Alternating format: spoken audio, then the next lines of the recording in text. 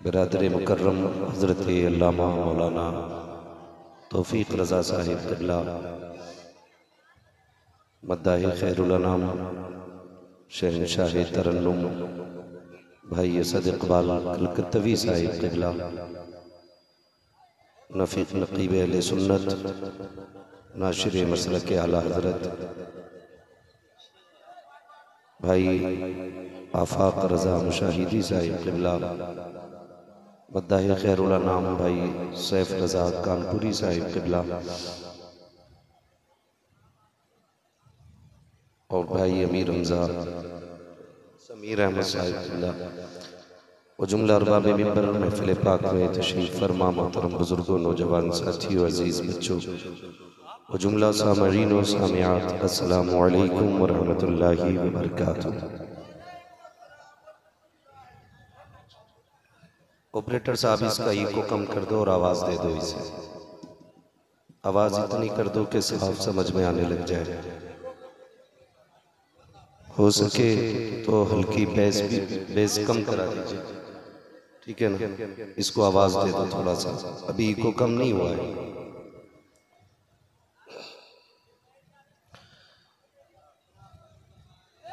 नहमदुहु व नुसल्ली व नुसल्लिमु अला रसूलिहिल करीम, अम्मा बाद। फ़अऊज़ु बिल्लाहि मिनश शैतानिर रजीम, बिस्मिल्लाहिर रहमानिर रहीम। इन्नल्लाहा मअस साबिरीन, आमन्तु बिल्लाहि सदक़ल्लाहु मौलाना अज़ीम व सदक़ रसूलुहुन नबियुल उम्मियुल मुतीउल मुबीनुल मुईनुल करीम व नहनु अला ज़ालिका लमिनश शाहिदीन व शाकिरीन वल्हम्दुलिल्लाहि रब्बिल आलमीन।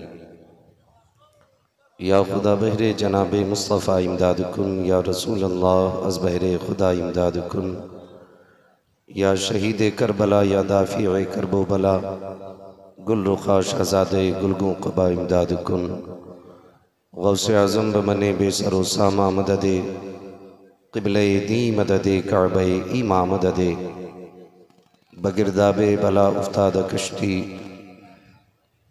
मदद कुन मदद कुन मदद कुन, या मुईन अद्दीन चिश्ती, क़ादिरियम नारे या गौसे आज़म मीज़नम, दमज़ शेख अहमद रज़ा ख़ान क़ुत्ब आलम मीज़नम, बलगल उला बिकमालिही कशफ़त दुजा बिजमालिही, हसनत जमीउ ख़िसालिही, सल्लु अलैहि व आलिही। करूँ तेरे नाम पे जाँ फ़िदा, न बस एक जाँ दो जहाँ फ़िदा, दो जहाँ से भी नहीं जी भरा, करूँ क्या करोड़ों जहाँ नहीं। जिसको अपने नबी से जितनी मोहब्बत का एहसास हो, कोशिश करें सारे लोग उतनी ही आवाज़ के साथ रसूल और आले रसूल की बारगाह में दुरूद व सलाम की डालियाँ निछावर कर लें। पढ़ें बावाज़े बुलंद, अल्लाहुम्मा सल्ली अला सय्यदिना व शफ़ीइना व नबिय्यिना व मौलाना मुहम्मदिन मअदिनिल जूदि वल करमी व आलिहि व अस्हाबिहि व बारिक व सल्लिम सलातन व सलामन अलैका या रसूल अल्लाह सल्लल्लाहु तआला अलैहि वसल्लम। मैं सबसे पहले मुबारकबाद पेश करता हूँ सोनू भाई और उनके तमाम रुफ़क़ा, अहबाब, दोस्त और वो तमाम बरादरान जिन्होंने बेपनाह कोशिशें और मेहनतें करके इस महफ़िल को सजा कर हमें और आपको अल्लाह और उसके रसूल के ज़िक्र करने का मौका फ़राहम किया। मौला करीम इन तमाम अहबाब को दिन दूनी रात चौगनी तरक्कियाँ अता फ़रमाए और जितने भी आशिक़ाने मुस्तफ़ा इस महफ़िल में तशरीफ़ फ़रमा हैं, अल्लाह करीम सबकी हाज़री के सदक़े में हमारी भी हाज़री अपनी बारगाह में कबूल फ़रमाए। मुअज़्ज़ज़ हाज़रीन इकराम, अभी आपने बड़े ख़ूबसूरत लबो लहजे में शुअरा से नात व मनक़बत के अशआर मुलाहिज़ा फ़रमाए। उनके बाद एक बहुत कम वक्त में आपने बड़ी ख़ूबसूरत गुफ्तगू भी मुलाहिज़ा फ़रमाई। मेरे बाद भी इंशाअल्लाह आपको ख़ूबसूरत कलाम भाई असद इक़बाल कलकत्तवी साहिब क़िबला से सुनना है। कोशिश ये रहेगी कि उतनी देर बात की जाए जितनी देर आपके कानों को बोझ न लगे, इसलिए कि ज़िक्र पाकों का है, ज़िक्र कदर वालों का है, इसलिए समाअतें भी कदर वाली ही होनी चाहिए। मैं नहीं चाहता कि उनके ज़िक्र को इस तरह सुना जाए कि जैसे कुछ सुना ही नहीं, क्योंकि ज़िक्र अज़ीम हस्तियों का मैं करूँगा कि जिनका तारुफ बरेली के इमाम ने इस तरह कराया कि सुबह तैबा में हुई बट्टाग़े बाड़ा नूर का, सदका लेने नूर का आया है तारा नूर का, मैं गदा तू बादशाह भर दे प्याला नूर का, नूर की सरकार नूर दिन दूना तेरा दे डाल सदका नूर का, तेरी नस्ल पाक में है बच्चा बच्चा नूर का, तू है ऐने नूर तेरा सब घराना नूर का, तू है ऐने नूर तेरा सब घराना नूर का। मुअज़्ज़ज़ हाज़रीन इकराम, दिली मुबारकबाद में यूँ भी पेश करूँगा कि आपने मुहर्रमुल हराम के इस मुबारक महीने की अजीम कुर्बानी का यूँ एहतराम किया कि ना कोई तमाशा करके, ना कोई ढोल की महफिल लगाकर, ना कोई बाजे गाजे की रस्में सीधी करके यहाँ महफिल लगाई, बल्कि एक महफिल इसलिए सजाई है ताकि हम करबला वालों का भी जिक्र सुन सके, साथ में मदीने वालों का भी जिक्र सुन सकें। और ये सबसे बड़ी बात है कि हम अपने असलाफ का जिक्र इसलिए करते हैं ताकि उनकी ज़िंदगी से हमें जीने का शऊर हासिल हो जाए।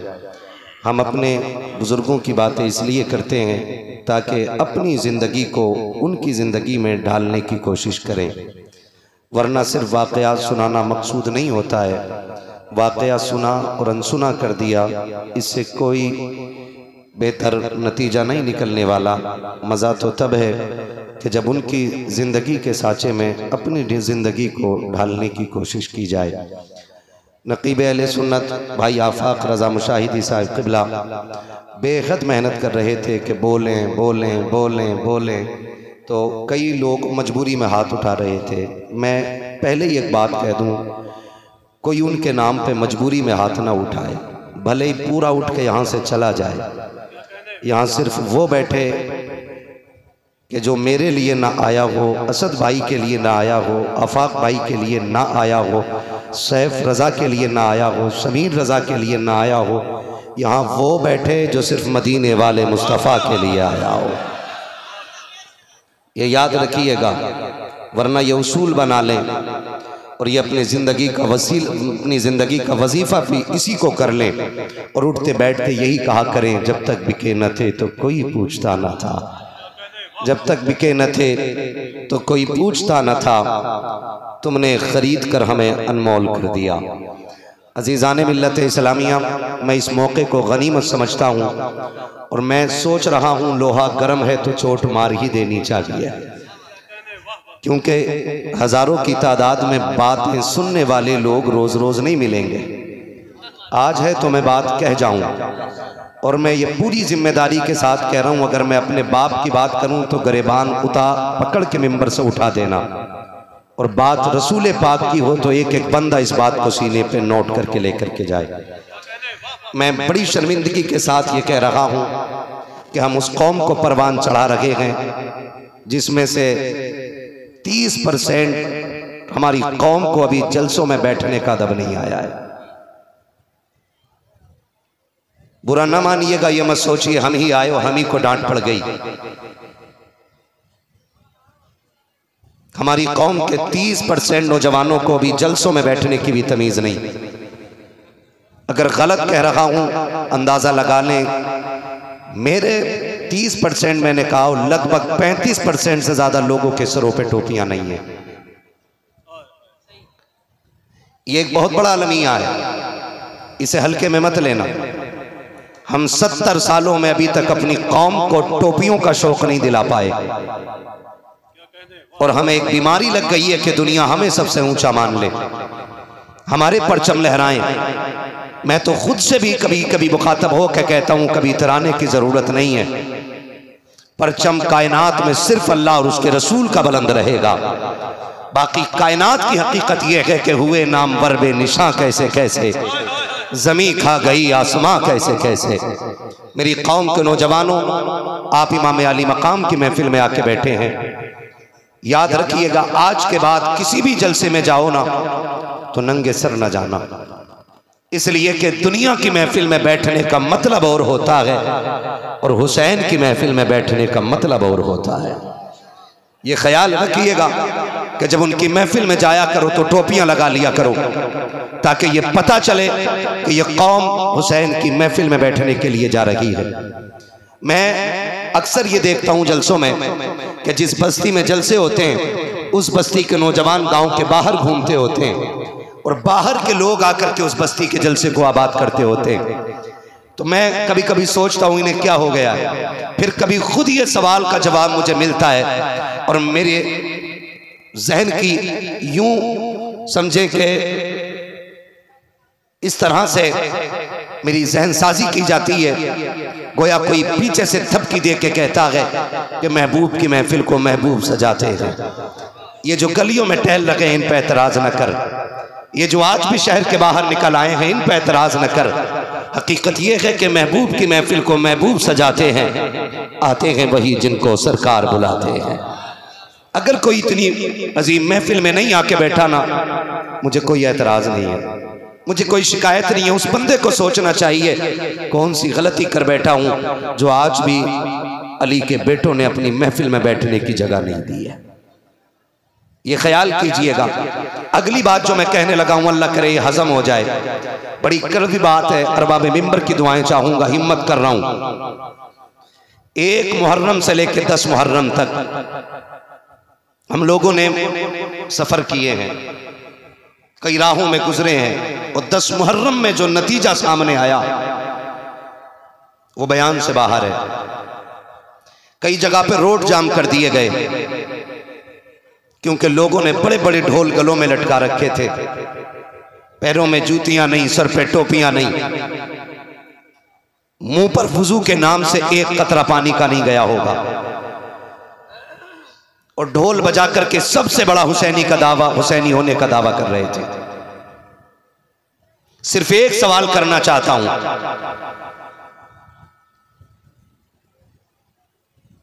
कि जिस इस्लाम की खासियत यह है कि उसका मानने वाला अगर किसी गली से गुजरे और उस गली में कोई पत्थर का टुकड़ा पड़ा रह जाए तो देखने वाला कहता शायद यहां से कोई मुसलमान नहीं गुजरा है।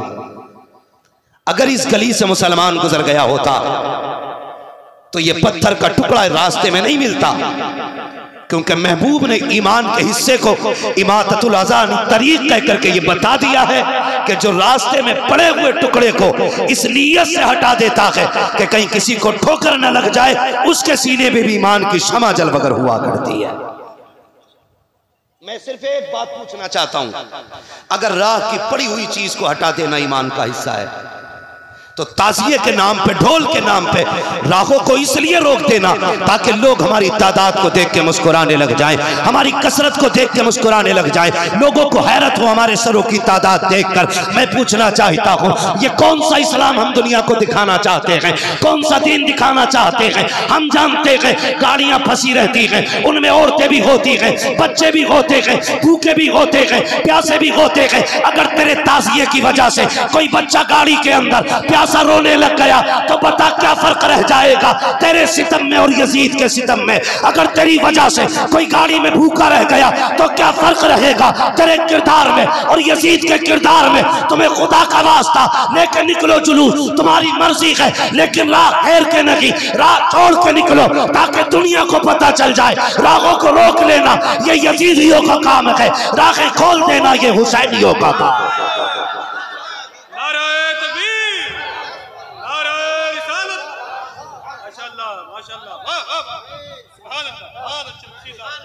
भाई माफ कीजिएगा बातें मेरी कड़वी हैं, लेकिन किरदार जो है ना हमारी निस्बतों का पता देता है, निस्बतों का पता देता है। आज पूरी कौम लग गई है, माफ कीजिएगा, जिसको आला हजरत सरकार ने हराम कह दिया, हर बरेलवी पे लाजिम है कि वो हराम माने। मुत्तफिक है इस बात से? कितने लोग बरेलवी हैं, जरा हाथ उठा के बता दें। सारे ही बरेलवी हैं, ठीक है ना? तो बस अब हाथ नीचे कर लें, अपने उलमा की आप बातें माने। अगर ये कहते हैं कि रुक जाइए तो रुक जाइए। अल्लामा तौफीक साहब अल्लाह सलामत रखे, बड़ा काम इनके उलमा की जमात मिलकर के कर रही है, बड़ा काम कर रही है। अल्लाह इस जमात को सलामत रखे और हमारी पूरी जमात को इसी तरह दीन की तबलीग करने की अल्लाह तौफीक अता फरमाए। हाँ, हम वो काम करें जिससे ये लगे कि हुसैन के मानने वाले अच्छे अखलाक वाले होते हैं। करेंगे इंशाअल्लाह। वही काम कीजिएगा कि जिससे कोई ये ना कहे हुसैनी ऐसे होते, हुसैनी ऐसे होते। डॉक्टर इकबाल ने कहा था, यूं तो सैयद भी हो, मिर्जा भी हो, अफगान भी हो, तुम सभी कुछ हो बताओ कि मुसलमान भी हो। हम अपने रवैयों को देखें, हम अपने किरदार को देखें और अपने हालात को देखें। याद रखिएगा, सिर्फ 10 दिन हुसैन के नहीं है, 365 दिन हुसैन के। बोलें सुभान अल्लाह। इतना आहिस्ता ना बोलें कि मौलवी को नींद आ जाए, और इतना जोर से भी ना बोलिए कि पुलिस पकड़ के ना ले जाए, है ना? मैं जहां तक जानता हूं असद भाई, अभी तक मैंने किसी जलसे में नहीं देखा कोई जोर से सुभान अल्लाह कहने की वजह से मर गया हो,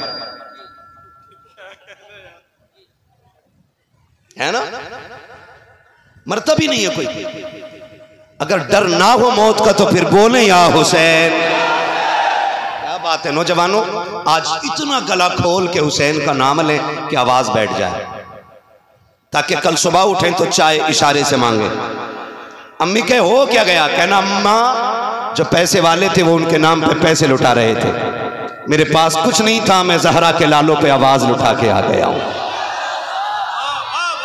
कम से कम इतनी तो कुर्बानी दे के जाइएगा।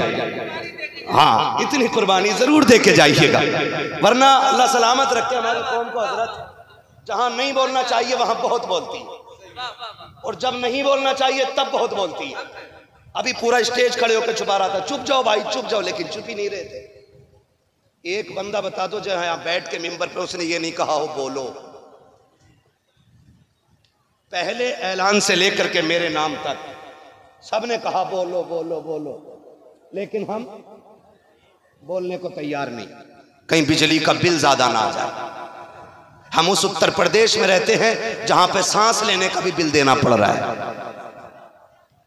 हाँ, मुझे इलेक्शन नहीं लड़ना है, वरना मैं एक एक टॉपिक पे बात करने की हिम्मत रखता हूं, लेकिन मैं गैरों को बाद में समझाऊं, पहले अपनों से निपट लूं। मेरा एक उसूल है भाई, मेरी तकरीर तबे यार को बेचैन करती है, सबब क्या है वही कहता हूं जो दिल पर गुजरती है। बहुत गौर से मेरी बात सुनिएगा, कोई काम ऐसा ना करे। 365 दिन हुसैन के, बोलो है कि नहीं? 5 वक्त की अजानें हुसैन की हैं। अजान का हर कलमा हुसैन का है, कलमे का हर हर्फ हुसैन का है, और अगर करीब से देखें तो इबादत में चाहत हुसैन की है, सजदों में लज्जत हुसैन की है। लेकिन उसे पता हो ना जिसने इस इबादत को मजबूती से पकड़ रखा हो, है ना? 10 मुहर्रम आई, ले सबील दे सबील, ले सबील दे सबील। माफ कीजिएगा मैं सबील का मुखालिफ नहीं, तबर्रुक है हुसैन, बटना चाहिए, लेकिन रुक के बताइए पानी वो है जिसे हुसैन ने मुंह मोड़ के देखा तक नहीं। जो सबसे ज्यादा 10 मुहर्रम में हम बांट रहे हैं, पानी वो है जिसे हुसैन ने मुड़ के देखा ही नहीं, और कुरान वो है जिसे नेज़े पे चढ़ के भी सुनाया है। अब इसी चीज को देखें, कौम पानी में डूब गई और सजदे भूल गई, कौम शरबत में डूब गई और तिलावत भूल गई। मैं ये नहीं कहता सबील ना बांटो, मैं ये भी नहीं कहता हलीम ना बनाओ, बनाओ, लेकिन जानते हो बनाने वाला दोपहर तक मेहनत करे और खुद भी मस्जिद में जाए और सबील हुसैन के नाम का हो, हलीम हुसैन के नाम का हो, खाने वाले सारे जुहर की नमाज पढ़ के आए हो। फिर खाने में भी मजा आएगा। और गांव का नाम नहीं लूंगा, एक गांव में गए ना, अजान का वक्त हुआ तो मस्जिद वालों ने कहा कि भाई थोड़ा ये साउंड बंद कर लो। उन्होंने कहा कुछ दिन के लिए अपनी मस्जिद अलग ले जाओ, यहां तो डीजे बजे गई। ये मैं मुसलमानों की और सुन्नियों की बात कर रहा हूं मेरे भाई, रावजियों से तो हमारा कोई लेना ही देना नहीं है। मैं सुन्नियों की बात कर रहा हूं। हमारे बीच भी अंधभक्त है, शहादत याद रही लेकिन शहादत के वक्त का सजदा याद नहीं रहा। ये क्यों भूल जाते हैं हम? कह रहा कुछ दिन के लिए ना आप मस्जिद उधर ले जाइए, 10 दिन तक ये बंद नहीं होना। खुद सोचें जरा, ये हमारे रवैये दुरुस्त है? ये हमारे तरीके दुरुस्त है? नहीं है ना। अगली बात एक और कह दूं, वादा करें इंशाअल्लाह जैसी मुहर्रम का चांद नजर आएगा हम तिलावत भी कसरत से शुरू कर देंगे और सजदे भी कसरत से शुरू करेंगे। वादा करते हैं इंशाअल्लाह, सारे वादा करते हैं इंशाअल्लाह। जो हाथ नहीं उठा रहे जरा चेक तो करो क्यों नहीं उठा रहे। अगर नहीं उठा तो दुआए कुनूत सुन लूंगा, खड़ा करके देखूं किसका हाथ नहीं उठा। बेटे तुझसे नहीं सुनूंगा, तू बहुत छोटा है, तू डर की वजह से हाथ ना उठा। कोई बात नहीं है, करते हैं इंशाअल्लाह वादा। एक बात और कहूं, मुहर्रम की 10 तारीख शहादत की तारीख है। किस चीज की तारीख? शहादत की तारीख। इसमें अहले बैत अतहार का एक एक फर्द दीन के लिए कुर्बान हो रहा है। अगर मैं फर्दन फर्दन शहादत बयान करूं तो बड़ा वक्त चाहिए। बस मैं इशारतन किनायतन आपसे चंद बातें करना चाहता हूं। बातें अगर कड़वी लग जाएं तो माफ कर जाइएगा।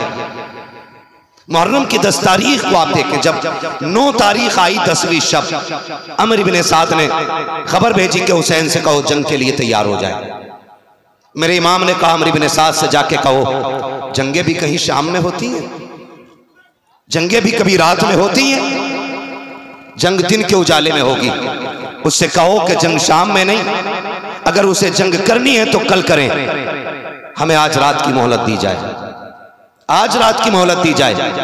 अमर बिन साद ने सोचा शायद हुसैन इसलिए इजाजत मांग रहे हैं कि तैयारी जंग की नहीं होगी, तलवार तेज होगी, तीरों की धारें तेज होंगी, नेज़े संभाले जाएंगे, नौजवानों को प्रैक्टिस कराई जाएगी तलवार चलाने की। लेकिन जानते हो उसने ये सोच के इजाजत दी कि ठीक है कल जंग करेंगे। मेरे हुसैन ने कहा मेरे दीवानों मेरे पास आओ, और बुला के सबसे कहा था सुनो ये यजीदी मेरे खून के प्यासे हैं, इन्हें तुमसे मतलब नहीं है। कोई बच्चे छोड़ के आया है, कोई बेटियां छोड़ के आया है, किसी ने माँ बाप छोड़े हैं। कहा सुनो हम करीम इब्ने करीम हैं, हम इजाजत देते हैं कि तुम जा सकते हो, ये यजीदी मेरे खून के प्यासे हैं, तुम्हें इनसे कोई मतलब नहीं और इनको तुमसे नहीं, तुम जाना चाहते हो तो जाओ। सबने इनकार कर दिया। हुसैन तुझे छोड़ के हम नहीं जा सकते। मेरे इमाम ने कहा अब्बास का जी आका का चिराग गुल कर दो। क्यों? कि शायद जो उजाले में नहीं जाना चाहता हो वो अंधेरे में चला जाएगा। गाजी अब्बास ने चिराग गुल किया। और लोगों तुम्हें मोहब्बतों का वास्ता है, मोहब्बतें इस तरह निभाई जाती हैं, रिश्ते इस तरह निभाए जाते हैं, और इस तरह से अहद व पैमान और वफा के वादे निभाए जाते हैं। मेरे हुसैन ने ना हालत जब चिराग बुझ गया थोड़ी देर के बाद का अब्बास का जी आका का आप जरा चिराग रोशन करो। चिराग रोशन हुआ ना, फर्क इतना था कि जब चिराग बंद किया गया था आंखें सूखी थी, और जब चिराग जलाया गया तो आंखें भीग चुकी थी। आंखें भीगी हुई देखी, कहा गया नहीं कोई। जब इतनी बात कही ना तो मेरे हुसैन का सबसे बूढ़ा सहाबी, सबसे बूढ़ा सिपाही, जिसको दुनिया हबीब इब्ने मज़ाहिर कहती है, आपकी उम्र शरीफ उस वक्त 72 या 76 साल थी, आपकी कमर झुकी हुई थी। आप अपनी जगह से उठे, तलवार निकाली, आका हुसैन के कदमों में रखी और रख के कहते हुसैन अगर आपको ये लगता है कि मेरी सफेद दाढ़ी देख करके लोग आपकी जमात को कमजोर समझेंगे तो हुसैन वापस न भेज, रही मेरी तलवार ये, इससे मेरा सर कलम कर दे। मेरे इमाम ने कहा चाहते क्या हो? कहा हुसैन सबका यही फैसला है, जिएंगे तो तेरे साथ जिएंगे, मरेंगे तो तेरे साथ रहेंगे। मेरे इमाम ने कहा कि ये तुम्हारे खून के प्यासे नहीं है, तुम जा सकते हो। कहा हुसैन अगर नाना ने कयामत में पूछ लिया मेरा बेटा प्यासा था और तुम उसे छोड़ के चले आए थे तो हम क्या जवाब देंगे? मेरे इमाम ने कहा परेशान ना हो, वादा करता हूं कयामत में नाना से कह कह के एक को जन्नत दिलवाऊंगा, कह कह के एक को नाना से जन्नत दिलवाऊंगा। कहा हुसैन हमें जाना ही नहीं है। फिर मेरे इमाम ने कहा फिर जाओ इबादत करो, हो सकता है अब ये जिंदगी की आखिरी रात हो, अब इससे बड़ी रात शायद हमें इबादत के लिए ना मिल सके। ये बात मेरे इमाम ने कही।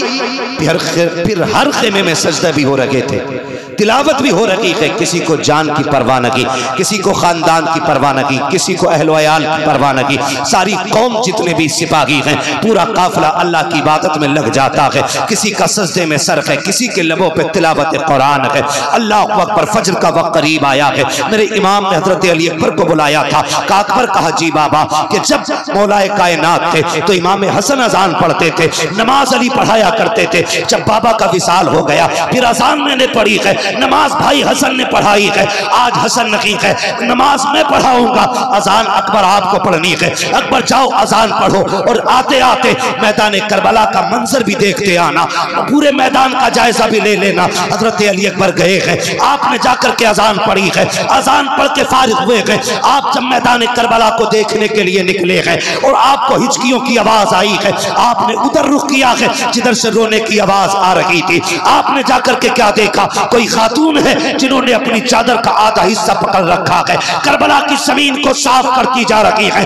वापस पलट के आए हैं। मेरे इमाम ने कहा था अकबर क्या तुम देख आए करबला का मैदान? का जी बाबा देख लिया है। का क्या क्या देखा है? का सब कुछ देखा है, लेकिन आज अजीब चीज देखी है। का क्या देख के आए हो? का बाबा करबला के मैदान में एक खातून को मैंने रोते देखा है, और सिर्फ रो नहीं रही थी बल्कि दुपट्टे से मैदान करबला की सफाई कर रही थी। इतना मेरे इमाम ने सुना है, आंखों में आंसू आ गए। अली अकबर ने कहा था बाबा मैंने कोई ऐसी बात न कही, आप रोए क्यों हो? कहा बेटे अकबर तुझे नहीं पता है, तूने जिसे करबला में देखा है वो कोई आम खातून नहीं बल्कि मेरी माँ फातिमा ज़हरा मदीने से चल के करबला आ चुकी है।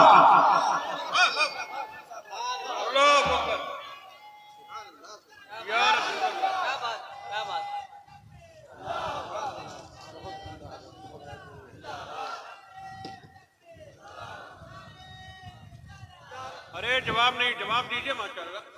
मुझे हैरत होती है लोग खातून जन्नत की बात करते हैं, वो कैसे आ सकती हैं?